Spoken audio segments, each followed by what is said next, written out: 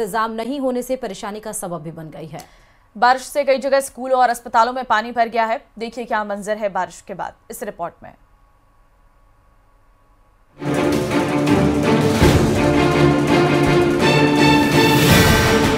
Monsoon की मनमानी, राजस्थान पानी पानी। बारिश जोरदार, बाढ़ जैसे हालात। शहर से गांव ढाणियों तक जल भराव। डूबे अस्पताल, स्कूल में पानी का डेरा। श्रीगंगानगर के सूरतगढ़ में गुरुवार को हुई झमाझम बारिश से जहां एक ओर उमस भरी गर्मी से राहत मिली है, तो वहीं जगह जगह जलभराव से आम जन परेशान है। श्रीगंगानगर के सूरतगढ़ में रामदयाल राठी उच्च माध्यमिक विद्यालय में घुटनों तक पानी भरा हुआ है। वहीं शहर के मुख्य मार्गों और रेलवे अंडरपास में भी जल भराव से आवाजाही प्रभावित हुई है। आज TM3 सेठ रामदयाल राठी राजकीय उच्च माध्यमिक विद्यालय में रात को आई बारिश की वजह से सारा विद्यालय पानी से भर गया है। निचले कक्षों में पूर्ण रूप से पानी भर चुका है। मैं जहाँ खड़ा हूँ यहाँ लगभग मेरे घुटनों तक पानी है, लेकिन आगे गहराई और ज़्यादा है, जहाँ तक लगभग 4 फीट तक पानी करेंगे। लेकिन आज थोड़ी सी बरसात हुई है। बरसात के बाद जो सूरतगढ़ की हालात हुई है, पूरा का पूरा बाजार से मैं घूम करके आया हूँ। पूरा बाजार है वो डूबा हुआ है। सेठ रामदयाल राठी स्कूल के अंदर यानी बहुत सारा पानी आया हुआ है, और यहाँ भी जो अंडर पास है वो भी सारा डूबा हुआ है। तो इस तरह की हालात इसलिए है कि प्रशासन नींद में सोया हुआ है। उधर बारिश में बांसवाड़ा के परतापुर सरकारी अस्पताल का हाल बेहाल है। गुरुवार रात को हुई भारी बारिश के चलते कई जगहों पर पानी भर गया। यहाँ हॉस्पिटल के कई वार्डों में भी बारिश का पानी भरा है और वार्ड में भर्ती मरीज परेशान हो रहे हैं। उधर पुलिया पार करते समय बाइक सहित एक युवक पानी में बह गया। SDRF की टीम युवक की तलाश में जुटी है। डूंगरपुर जिले में भी रुक रुक कर बरसात का दौर जारी है। गुरुवार रात को जिले के कई इलाकों में मूसलाधार बारिश हुई है। वेज्जा में सबसे ज्यादा 4.25 इंच बरसात हुई है। वहीं सागवाड़ा में भी 4 इंच बरसात हुई। बारिश की वजह से कई जगहों पर नदी नालों में पानी की आवक हुई है और खेत भी लबालब भर गए हैं। वहीं सागवाड़ा में सड़कों पर नदी की तरह पानी बहता नजर आया। दौसा में भी झमाझम बारिश का दौर जारी है। गुरुवार रात को हुई तेज बारिश के चलते उद्घाटन से पहले ही जयपुर बांदीकुई एक्सप्रेसवे पर जगह जगह गड्ढे हो गए हैं। एक्सप्रेसवे के दोनों तरफ से मिट्टी बह गई है। फिलहाल बारिश का दौर जारी है और मौसम विभाग ने 21 जिलों में बारिश का अलर्ट जारी किया है। Bureau report, news 18 Rajasthan. Delhi तक पहुंच गई है। केंद्रीय कृषि मंत्री शिवराज सिंह चौहान ने न सिर्फ किरोड़ी की तारीफ की है, बल्कि खेती से खिलवाड़ करने वालों के खिलाफ सख्त कानून लाने का ऐलान भी किया है। ये रिपोर्ट देखिए।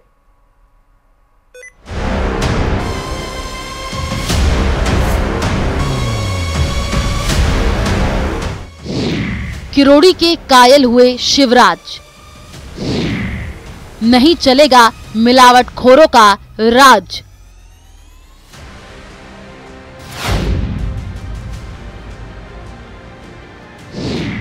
केंद्रीय मंत्री का बड़ा ऐलान, सख्त होगा कानून, खेती से खिलवाड़ पर लगेगा विराम।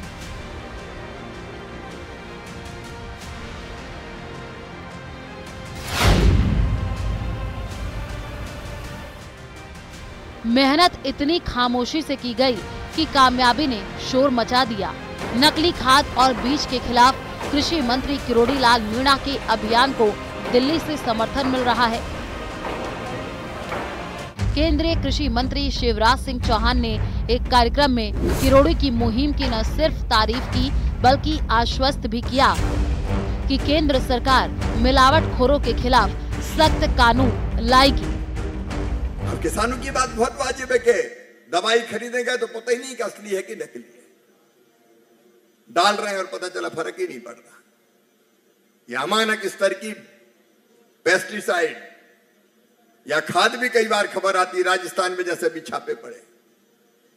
मैं आपको आश्वस्त करता हूं, हम लोगों ने तय किया है किसानों से चर्चा करके ही अमानक स्तर के बीज, जिसके बारे में कहते हैं नकली बीज या खराब बीज, नकली पेस्टिसाइड जो बनाएंगे उनको किसी भी कीमत पर छोड़ा नहीं जाएगा। कड़ा कानून बनाने की तैयारी हम कर रहे हैं। किरोड़ी लाल ने इसी सप्ताह शिवराज सिंह को चिट्ठी लिखकर नकली खाद बीज पेस्टिसाइड बनाने वालों के खिलाफ कड़ा कानून बनाने की मांग की थी। शिवराज के बयान के बाद किरोड़ी लाल ने खुशी जाहिर करते हुए राजस्थान में छापेमारी अभियान को और तेज करने की घोषणा की। किरोड़ी लाल ने एक्स पर लिखा, केंद्रीय कृषि मंत्री शिवराज सिंह के इस बेबाक बयान से राजस्थान में अमानक बीज खाद व कीटनाशक के खिलाफ चल रहा अभियान और सशक्त होगा।